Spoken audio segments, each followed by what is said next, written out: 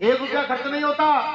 और इस देश की सारी राजनीति से लेकर सामाजिक सत्ता आपके कदमों में बिना 1 रुपया खर्च किए हो जाएगी। काम करना पड़ेगा, अपने घर से दूर 1 किलोमीटर जाना पड़ेगा, 1 किलोमीटर के एरिया में आने वाले घर उनको समझाना पड़ेगा, मजदूर किसान को उसकी ताकत बतानी पड़ेगी, महिला को उसकी ताकत बतानी पड़ेगी।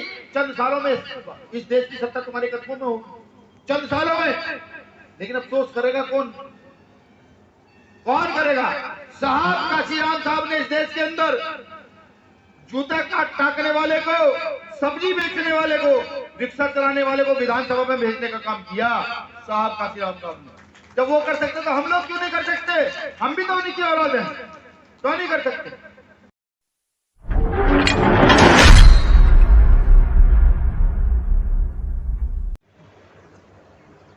मैं उस भूमि को नमन करता हूं जिसको तथागत बुद्ध की भूमि होना चाहिए जो है, उस भूमि को नमन करता हूं जहां संत शिरोमणि सदगुरु रविदास जी महाराज जी का जन्म हुआ।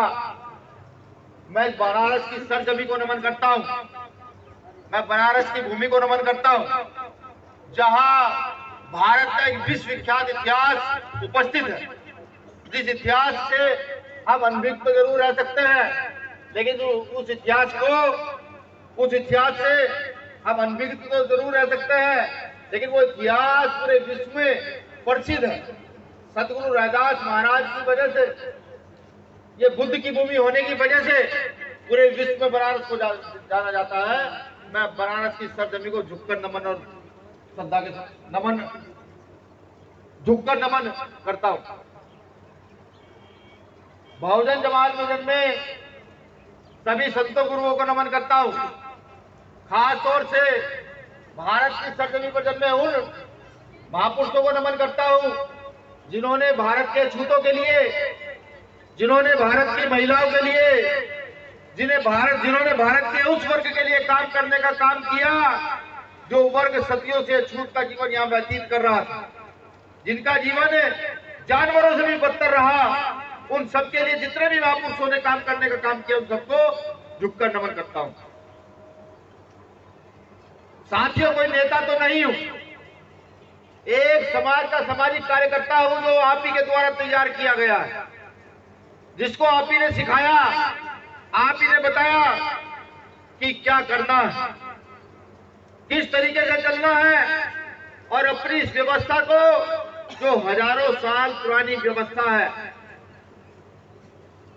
जिस व्यवस्था के तहत कभी हम राजा रहे, कभी हमको नीचे गिराया गया, इस व्यवस्था को कैसे स्थापित करना, ये आप ही ने सिखाया। कुछ कमियां हम भीम आर्मी के लोगों में हैं।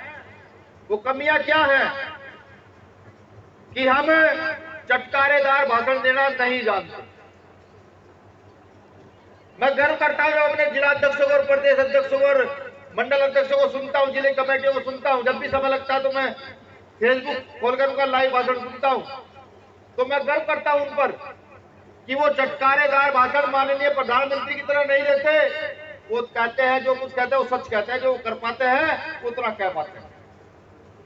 ये इसलिए है कि ये कभी हम लोगों में भी है।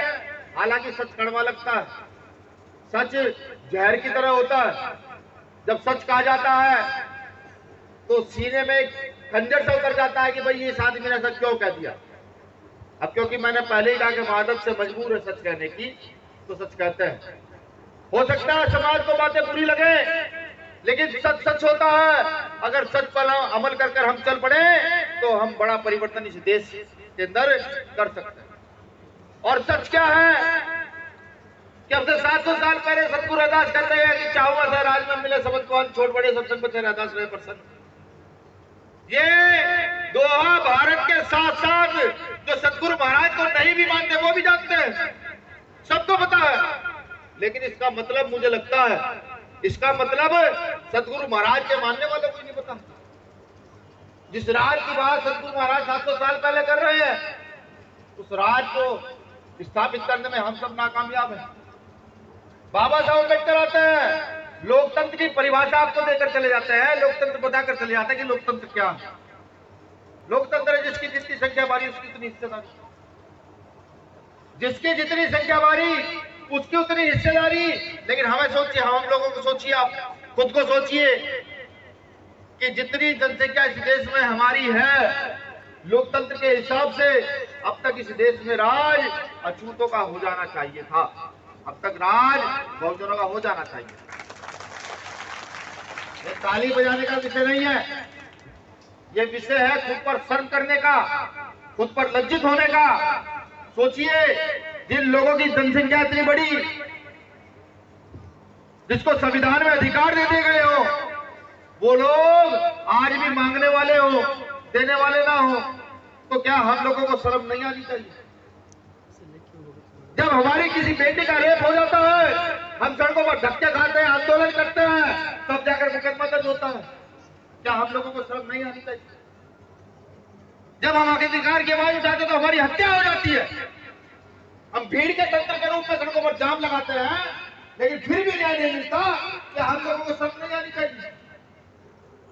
जिस अंगूठे की ताकत को बाबा साहब अम्बेडकर लोकतंत्र में बदलकर कहकर गए कि जिस दिन इस समाज को अकल लगेगी, ये समाज अपने अंगूठे से बटन दबा करके अपना राज स्थापित करेगा, अपने लोगों की रक्षा करेगा, वो समाज सोया रहता है। वो समाज जगने के लिए तैयार नहीं। किसकी गलती है? क्या मानने यहाँ के मुख्यमंत्री योगी जी को मैं दोष दूं कि तुम हमारे अधिकारों की रक्षा नहीं कर पा रहे, या मैं यहाँ के मंत्रियों को दोष दूं, या मैं खुद को दोष दूं कि जो व्यवस्था बाबा साहब अम्बेडकर सन 1950 में आज स्थापित कर गए, हम उस व्यवस्था पर ही नहीं चल पा रहे हैं? बताओ किसको दोष? किसी भगवान को दोष दो? नहीं, बिल्कुल नहीं। अगर हम अपने अधिकारों का प्रयोग नहीं कर पा रहे हैं, हम अपने अधिकार नहीं समझ पा रहे हैं, तो इसमें गलती किसी के नहीं में गलती किसी की है तो हम लोगों की गलती है। हम इस गलती को जितनी जल्दी एक्सेप्ट करेंगे, उतनी जल्दी यहाँ से मनुवादी व्यवस्था के लोगों का कंडीरा उठाकर बाहर फेंकने का काम कर सकते हैं, जितनी जल्दी करेंगे। लेकिन अफसोस होता है, आज इस आंदोलन को जिसको फुले साहब अम्बेडकर का आंदोलन कहा जाता है, इस आंदोलन को व्यक्ति के नाम से जाना जाने लगा है। इस आंदोलन को व्यक्ति विशेष के नाम से जाना जाता है। अब से पहले भी जो आंदोलन रहा, उस आंदोलन को अगर आप देखें, बहुजन हिताय बहुजन सुखाय की थोड़ी तथागत बुद्ध देकर गए थे, लेकिन उस थोड़ी को बदल करके आज न जाने किस दिशा में ले जाकर खड़ा कर दिया गया। मैं बार बार मंचों से अपील करता हूं, अगर वाकई फूले साहब अम्बेडकर का आंदोलन चलाना चाहते हैं तो व्यक्ति नहीं, इस आंदोलन को समझने का प्रयास। आपने सुना होगा भाई चंद्रशेखर आजाद जी को, जिनको हम नेता कहते हैं, वो भी चीख कर ये कहते हैं कि जिस दिन मैं इस आंदोलन को चलाने में नाकामयाब रहूंगा, उस दिन मैं इस आंदोलन को छोड़कर अपने घर बैठ जाऊंगा, लेकिन गलत दिशा की ओर प्रभावित नहीं होंगे।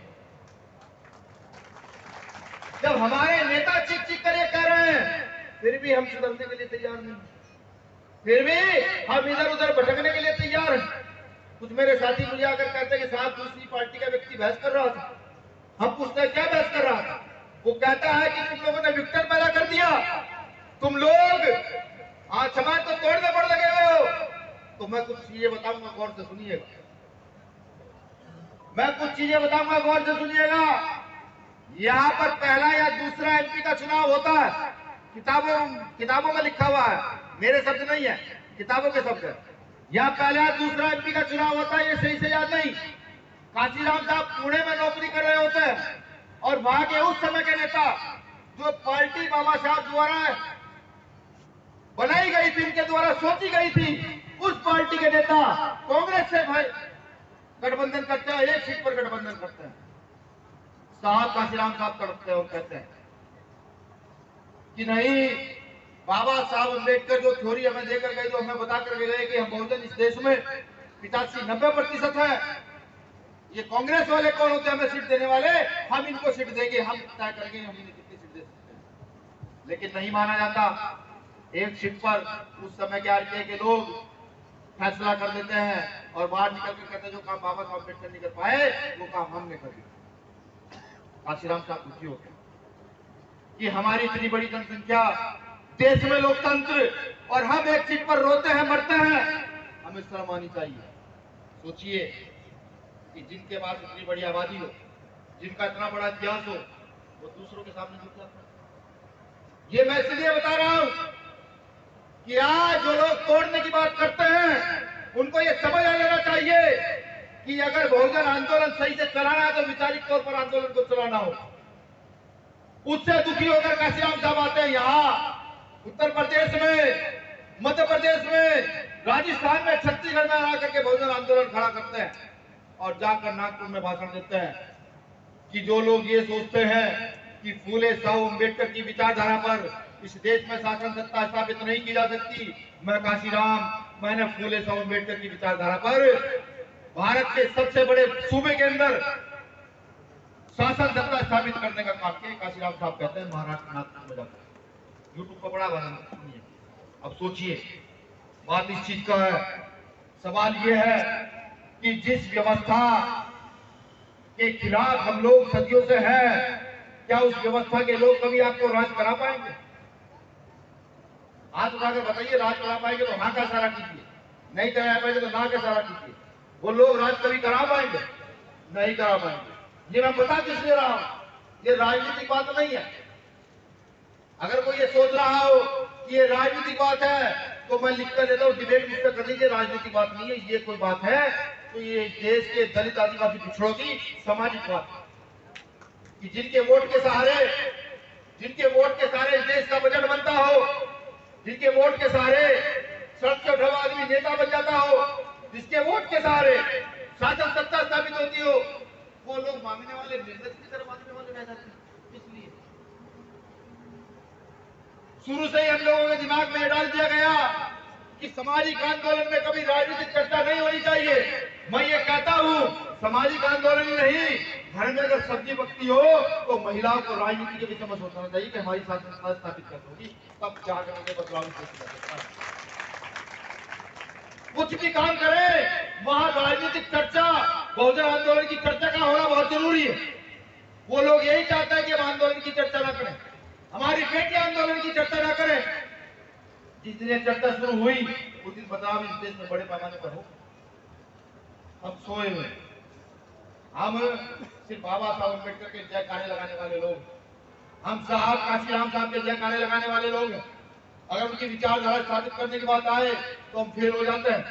हम सड़कों पर घूम सकते हैं, हम हॉल में जाकर मूवी देख सकते हैं, लेकिन बाबा साहब अम्बेडकर, साहब काशीराम, महात्मा ज्योतिबा फूले की, माता सावित्रीबाई फूले की, माता फातिमा शेख की, पेरियार ललित सिंह यादव की एक किताब को पढ़ नहीं सकते। ये कमियां हैं और ये सब जानते कि हकीकत है।